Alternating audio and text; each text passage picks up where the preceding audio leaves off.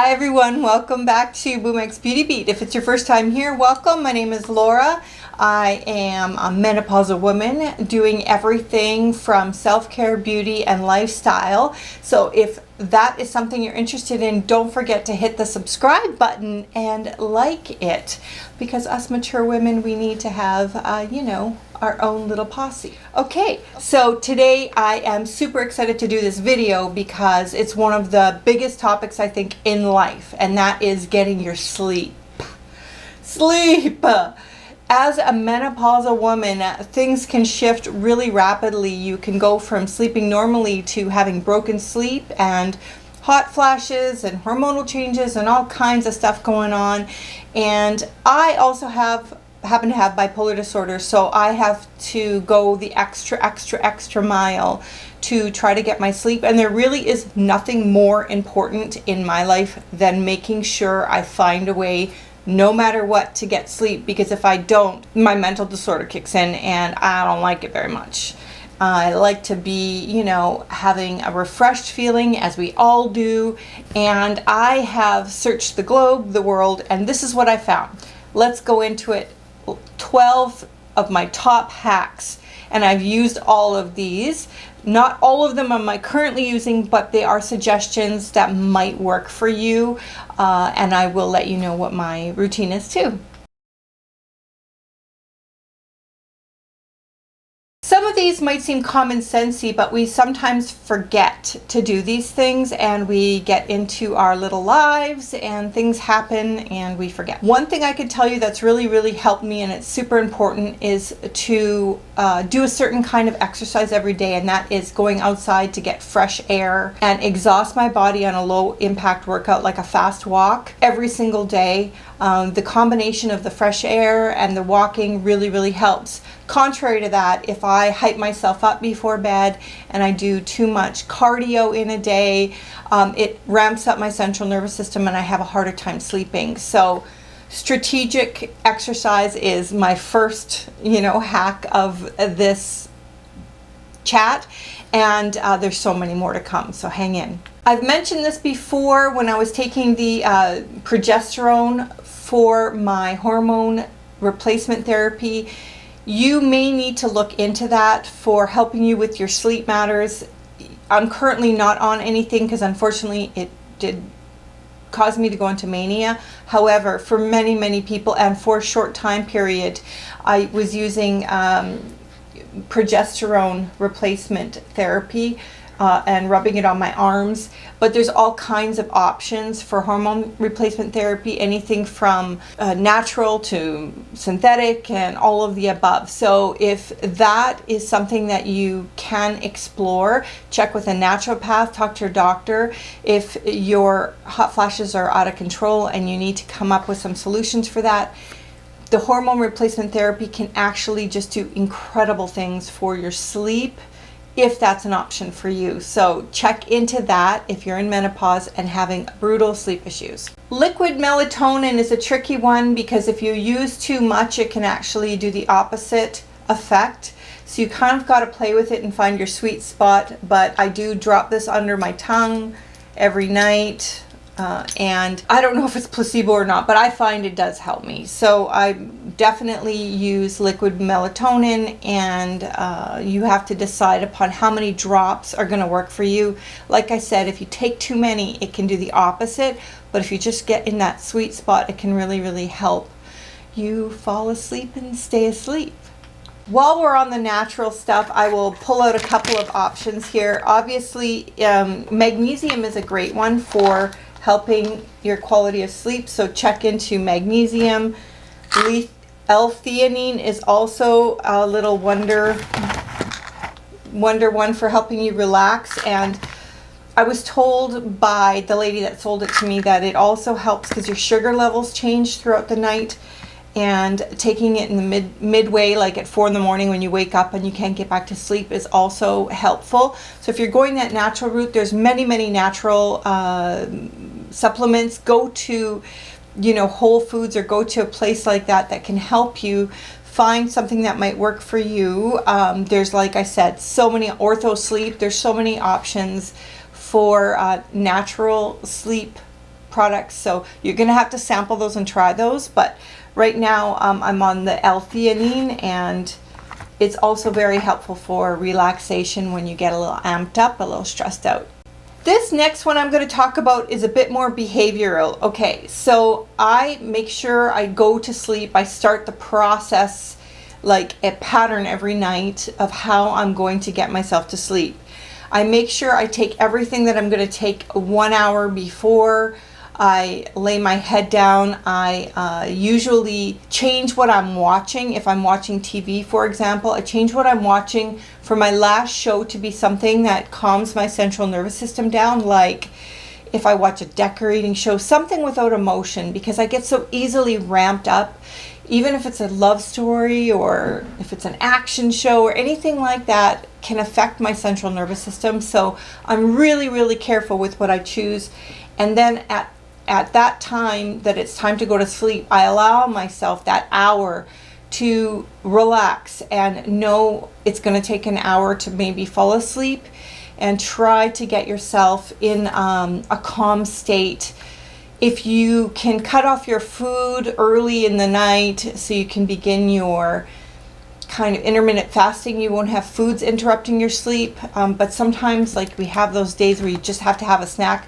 I find like having a banana has really good sleeping properties to it, so sometimes that can be helpful. I also make sure I have a warm or hot bath when I go to sleep at night, because I find overall it just relaxes my body. These are just some habit things that might really help you to fall asleep, or a hot shower if you don't like baths, whatever works for you. But the water running over me really, really helps my body relax to go to sleep. Okay, for about $250 Canadian, I bought a portable air conditioner from my local hardware store, and I live, breathe, and it gives me a fan option. Like, I am always hot flashing you guys, I'm telling you. I have a fan by me all the time. I run at night both a fan and an air conditioner. I know it sounds extreme, but I need air coming from both directions, and I need the white noise to keep any small sounds at bay. And like you can see, like, holy hot flash, you guys. I'm telling you, it's ridiculous. Especially like at around 4 or 5 in the morning. It's way too early for me to be waking up. I need a full 8-9 hours. So I always expect to wake up at that time. It happens every day. And so making sure that I've got that air, it's nice and cool, all of that going on in my room, and the white noise really, really, really helps me sleep. Maybe not for everybody. If you have to get earplugs or whatever to help you with sounds that are bothering you, but the combination between the cool air and the white noise is a game changer. Like, I can't even sleep without it anymore. So when I travel, I bring or get a fan. It's really hilarious. This next one, it's not only great for your sleep, but also for weight loss. If I don't have like an extensive amount of sleep, I'm not going to lose weight, and I'm on a weight loss plan, and I'll talk about that in an upcoming video. So like I said, don't forget to subscribe. I'm going to tell you all the secrets on how I lost so far 85 pounds in menopause. Okay, so leave 12 hours if you can. And like I said, that 4 to 5 a.m. wake up, if that's you. What I also do is I will, if I have to, take a bath in the middle of the night, because that again will relax you. So if you didn't take a bath, or you need another one, or you need a rinse off, for me, I'm kind of addicted to it because the hot flashes come really, really hard. And we're in a heat wave here, you guys, so you have to excuse my sweating. But we're in a heat wave here in Victoria, so yes, take a bath in the middle of the night if you have to. It will relax your body to sleep. This one, you guys are going to laugh at me. I'm sure you're going to laugh at me, but keep a massager by your bed. Sometimes if you haven't released yourself in a really long time, that actually can keep you up. So doing that to yourself, you know what I mean. In the middle of the night, if you have to, I'm sleeping by myself. I don't share my bed because I just can't do it. I have to sleep apart from my partner. If you are with a partner, ask for help before bed, because not releasing for a long period of time can build up in your system. It can also change your hormone levels, and it actually can make you sleep. And, God or whoever gave it to us, I might as well use it. Nothing wrong with it. Giving you full permission. Go and buy yourself a massager if you don't want anything obvious in your drawer. But why wouldn't you have something in your drawer? You're a grown woman. You can have what you want. So that's my hilarious one to jump in there. All right, let's move on. So I discovered the last year THC and CBD oils and everything under the sun. I've got 3 here to show you guys. One of them is like half THC and half CBD. In here in BC, this is legal. They sell them on every corner store, and I take these up. I get these little dropper things. Take it up. I'll show you this one. This one is just CBD alone, plain, so I'll show you how I do it. You just take the dropper, you turn it upside down. You kind of got to determine about what's right for you. Start with a little bit, and you can add, and you just put it on your tongue. Like that. Doesn't really taste like anything. A little bit of oil maybe. And let it rest under your tongue. And take this an hour before bed. I actually take the CBD to relax myself. So I don't usually take that just to sleep. It's usually for pain or to calm me down if I'm having a stressed out moment. I'll take a sip of water. Wash that down. I've got one here that's half THC and CBD, so it relaxes and helps you sleep. And I've got one here that's THC. Now, one thing with these oils, it's not like I'm doing this to like get stoned or anything like that. It gives you more of a body high, so you get a little bit, I wouldn't say dizzy, but maybe a little. But boy, let me tell you, for sleep, woot, it helps. And it really does not have a lot of after effects like the next day. I don't really feel, unless you take too much. So you kind of got to find out what works for you. Just kind of squeeze a little bit back into the tube, maybe a quarter of the way. Try that first. And I'll take this an hour before I go to bed. And then again, I will take it in the middle of the night, like that 4 or 5 a.m. wake up, and wait for it to take effect. It takes about an hour. So every single night I will take it, sleep for 4 hours or 5 hours, and then have to retake it, and then it'll keep me sleeping the rest of the time. It usually lasts a good 5 hours in total, 4 to 5 hours in total. So keep that in mind. You'll still feel it in the morning. If you took it like at 6 in the morning and you're waking up at 8, you're still going to feel it. But if you take it at 5 in the morning and you wake up at, say, like 9, you're fine. So make sure there's like a little bit of a window there, because you will get that feeling a bit bodily stoned. Like I don't really feel like, what they see in the movies when people get, take a puff and they're weeded up. It's more of a body relaxed stone for the oils. But if you are having an amped up day and you do they have edibles. They come in like all sorts, all kinds. And I have this here for when I have a really, really troublesome day. It will calm me right down. And these are delicious too. They're like little chocolates. You won't feel overly stoned with just a small amount like that. You'll just sort of feel a little more relaxed. And I'll take that, late afternoon, early evening if I know I'm having an overly panic attacky day or feeling overly stressed. So that's another one. You guys have to try it if you can. Don't be afraid of it. I was terrified of it. I thought it was a really scary drug and all this stuff. It is not at all. It's a really useful tool to help you sleep. So use what you got. So Benadryl is the ingredients, my understanding, and I hope I don't get this wrong, but I was told that the ingredients of Benadryl are kind of similar to like what you'd get in the sleep medications, like if you get Nitol or those kinds of things, the same sort of ingredient that makes you sleep, the same thing that's in Benadryl. They have Benadryl regular, they have Benadryl extra strength. I also take one of these at night most of the time, because my allergies are always so ramped up, and I get hives. I had hives on my eyelids this week just from, I had surgery recently and my body's trying to repair itself, and I'll just get hives out of the blue. So it keeps my histamine calmed down. But it also has the benefit of helping you sleep. And it isn't overly harsh on the body like I found some of the prescription medications to be. So in a pinch, use Benadryl. Another buddy of mine is Gravol.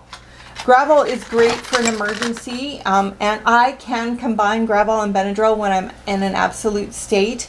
I was on a lot of prescription medications, but I came off of those, and I'll explain why, but I'll tell you which ones worked well. Okay, so let's move on to the next one. I think this is more of a lifestyle thing too. You gotta cut back or don't drink any alcohol before or during the day, and expect that when you do drink it, it's going to disrupt your sleep. I mean, for me, I used to have like spritzers all the time. I didn't realize how you might sleep initially, but it does disrupt your REM sleep and your quality of sleep. So really, like at my age, I just, on special occasions, I drink now. I don't drink very much, hardly at all, because I just can't. It disrupts my sleep too much. And it messes up my body, it messes up my eating, it messes up everything. So I stay away from it for the most part. I've been ordering virgin mojitos when we go out with friends. They can't tell the difference if you're drinking alcohol or not. And it looks fancy and it tastes delicious. So just a suggestion. So definitely no alcohol. And what was the other thing here? Caffeine. So yes, I always order a decaf if I go for coffee with a friend, if it's the late afternoon or anything like that. I have my coffee in the morning and I don't touch it after that. For some people, caffeine doesn't bother them, but watch your caffeine intake, and if you're having trouble sleeping, cut back on that, obviously, and it could very much help your sleep improve along with some of these other methods. So some of the prescription medications I've tried, I'm going to go run through a few just to let you know. There's something called Zopicone. I think it's in Canada, it's like Ambien is in the States. And I had that for a long time, and yes, it works somewhat, but I really didn't feel good on it. It does give me some weight gain in there, and I don't like being on prescriptions per se anymore. So there's that. Codeine is another one that can help get you drowsy if you need to get some. That can help you as well. And I forgot to mention, they also, I don't know if I mentioned this one or not, but they have just like the regular Tylenol or Aleve PMs. Those are over-the-counter things, but they also have something in it to help you sleep. So sometimes it's to do with pain. And often if I've got a migraine coming on, I will combine that with those PM medications. Also, there's clonazepam or any of the other benzos. Stay as far away from those as you can, but on a pinch, on an emergency or something to that effect, they do help you sleep. So that's another option. And finally, there's Seroquel or quetiapine. These are unbelievably horrible for weight gain, for me anyway. So I stay as far away from them as I could. But if I was, for example, tried everything else and absolutely nothing else worked, once or twice a year I will use a prescription if I have to get through a rough time, because being bipolar, sometimes I can go into insomnia and that can be dangerous. So I have to make sure that I'm focusing first and foremost on my sleep more than anything else in life. It is sacred. It is important. You are important, and putting that as a priority can really help your life, your weight, your mental health, everything. It helps with everything. And obviously, lastly, I'll just say, try not to guzzle too much liquid before bed, because just having to pee all the time can be a real annoyance for waking you up. So I hope that helps you. I will list all of these in the description box to help you out. But there's at least 12 hacks in there. I think I threw in a few bonus ones. I'm not very good at being orderly, and I kind of spew that's what's in my head. And emotionally, I just want to say, if you are having a hard day or rough day, try to use the standby methods of calming yourself, like meditation.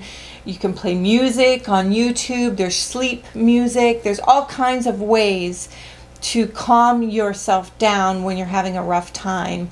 And if any of you have any great ones, post them below. Don't forget to subscribe, and thanks a lot for being here. I hope this helps some of you, and I hope this gave you some more ideas on how to get through your menopause sleeplessness, because I know it's a thing. It is a thing.